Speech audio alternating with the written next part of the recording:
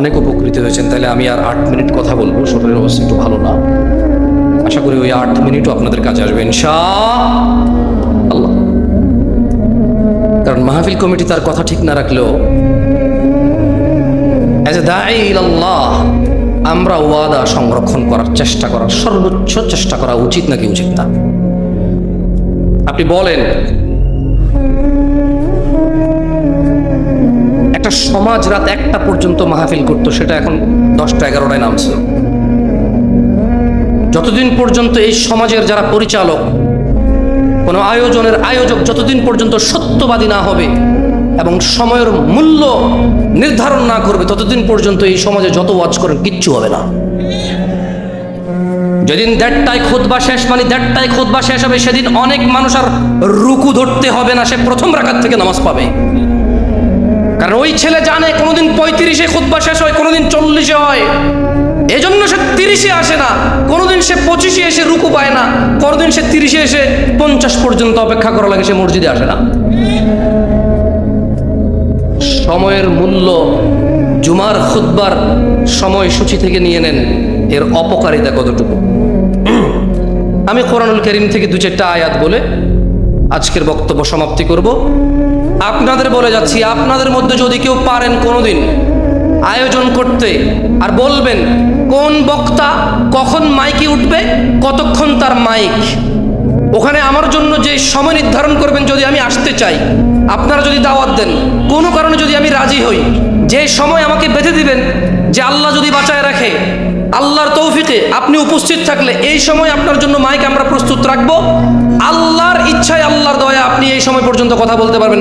সেদিন ইনশাআল্লাহ যে সময় নির্ধারণ হবে আমার সাথে, যেটাতে আমি আর আপনি এগ্রি থাকবো, ওই দিন ইনশাআল্লাহ যতটুকু সময় নির্ধারণ চেষ্টা করবো, আমার তৌফিক ইল্লা বিল্লাহ, আল্লাহর দেওয়া তৌফিক অনুযায়ী আল্লাহর বিষয়ে কথা বলার ইনশাআল্লাহ। আজকে পারবো না, আজকে রাত 10:50-এ মাহফিল শেষ হবে ইনশাআল্লাহ। أعوذ بالله من الشيطان الرجيم ولو أن أهل القرى آمنوا واتقوا لفتحنا عليهم بركات من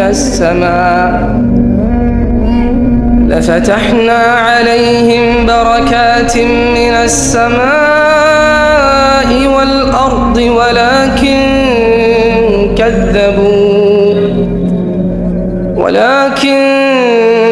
كذبوا فأخذناهم بما كانوا يكسبون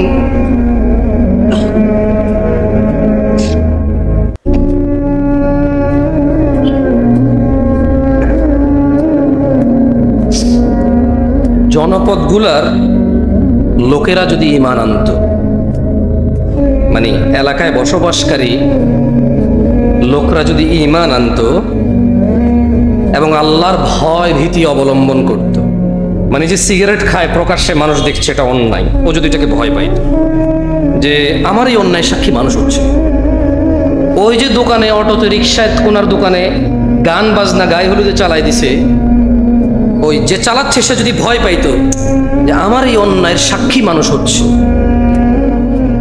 ওই যে মেয়েটা বোরখা ছাড়া হাঁটছে, ও যদি ভয় পাইতো যে আমাকে সবাই দেখছে, আমার অন্যায় সবাই সাক্ষী হচ্ছে, ওই যে ছেলেটা জনসম্মুখে মেয়েটার দিকে এভাবে তাকিয়ে আজে বাজে কথা বলতেছে, বন্ধু, ওর বন্ধু যেটা শুনছে, ওর বন্ধু যেটা সাক্ষী হচ্ছে, যদি ও এটাকে ভয় পাইতো, মানে আল্লাহর ভীতি অবলম্বন করতো, আল্লাহ বলছে যে লাফাতাহনা আলাইহিম বারাকাতিম মিনাস সামা, যদি জনবসতির লোকগুলা আল্লাহর ভীতি অবলম্বন করত, তাইলে আল্লাহ তাদের জন্য আসমান আর জমিনের কল্যাণ উন্মুক্ত করে দিত। আল্লাহ করবে না, আল্লাহ করেনি। আল্লাহ বলছে যদি এরা আল্লাহ ভীতি অবলম্বন করত গুনাহ করার সময়, যদি এরা ঘুমের সময় আল্লাহ ভীতি অবলম্বন করত যে ফজরে যেতে হবে, ঘুমানো যাবে না, স্ত্রী সহবাসের পরে যদি এরা আল্লাহ ভীতি অবলম্বন করত যে আজান হয়েছে, মানুষ দেখবে গোসল করতেছি, কি আসে যে আমি বিয়ে করছি, আমার বউ, আমি থাকবো, এটা সবাই জানে, এখন গোসলের লজ্জা কোথায়, গোসল করো ভাই, নামাজে যাও, ওখানে যদি আল্লাহ ভীতি করত, এই যে লোকটা দাড়ি কাটছে, এ দোকান ভর্তি লোক এই আল্লাহ রাসূলের সুন্নাতটা কেটে ফেলতেছে, সবাই সাক্ষী, হাজার হাজার মানুষের সামনে চলাফেরা করে। ও যদি ওখানে আল্লাহ ভীতি করতো যে দাড়িটা কাটতেছি গুনার কাজ, সবাই সামনে সবাই সাক্ষী, আবার আমি এটা কেটে ফেলতেছি, আল্লাহ ভীতি যদি অবলম্বন করতো,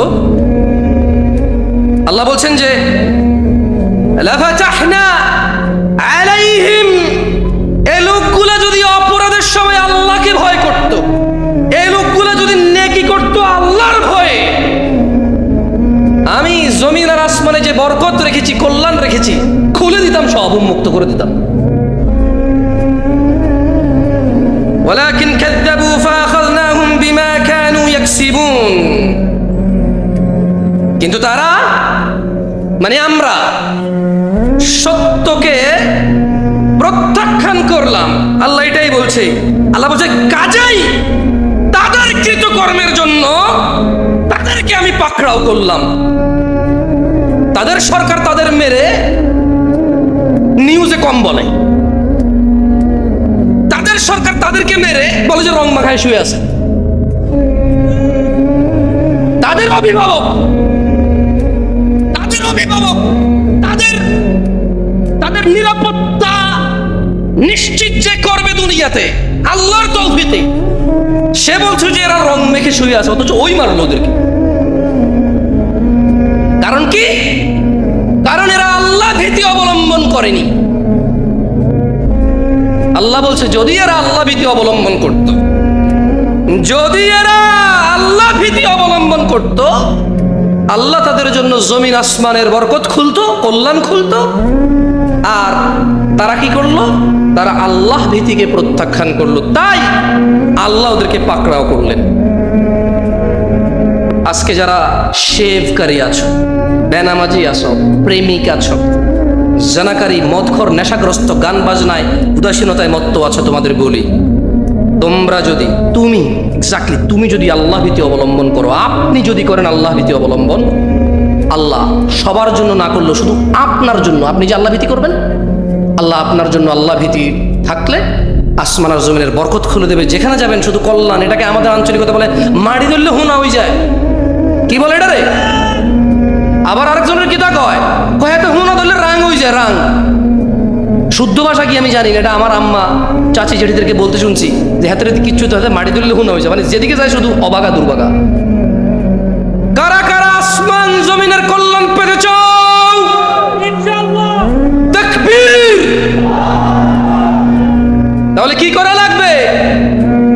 আল্লাহ ভীতি কি করা লাগবে? প্রকাশ্যে অপরাধ করবা, প্রকাশ্যে অপরাধ করিও। তোমার যে যে অপরাধগুলি আছে তা থেকে মুক্ত থাকো, সাক্ষী বানায়ও না এগুলার। আল্লাহ তাআলা আমাদেরকে বরকত দিক। আজকে উপস্থিত যারা হয়েছেন, আয়োজক আপনাদের ধোঁকা দিয়েছে। সে বলেছে 10:30 পর্যন্ত মাহফিল চলবে, সে বক্তাদেরকে দূর থেকে দাওয়াত দিতে নিয়ে এসে সময় মতো মেনটেন করেনি। আয়োজক আপনাদের ধোঁকা দিয়েছে। আমি রাগ করছি না, আমি নিয়ম মেনে চলছি। আমি অনেক নিয়ম মানি, এটা আমি বলবো না। আমার এমনিতেই ভুলে ভরা জীবন, এত মানুষের সামনে সাক্ষী রেখে আমি আর অনিয়ম করতে পারবো না। আকুলু কওলি হাযা ওয়াস্তাগফিরুল্লাহ লি ওয়া লিসাইরিল মুমিনিন ফাস্তাগফিরু ইন্নাহু হুয়াল গফুরুর রহিম। সুবহানাকাল্লাহুম্মা ওয়া বিহামদিকা আশহাদু আল্লা ইলাহা ইল্লা আনতা আস্তাগফিরুকা ওয়া আতুবু ইলাইক। আসসালামু আলাইকুম ওয়া রাহমাতুল্লাহ।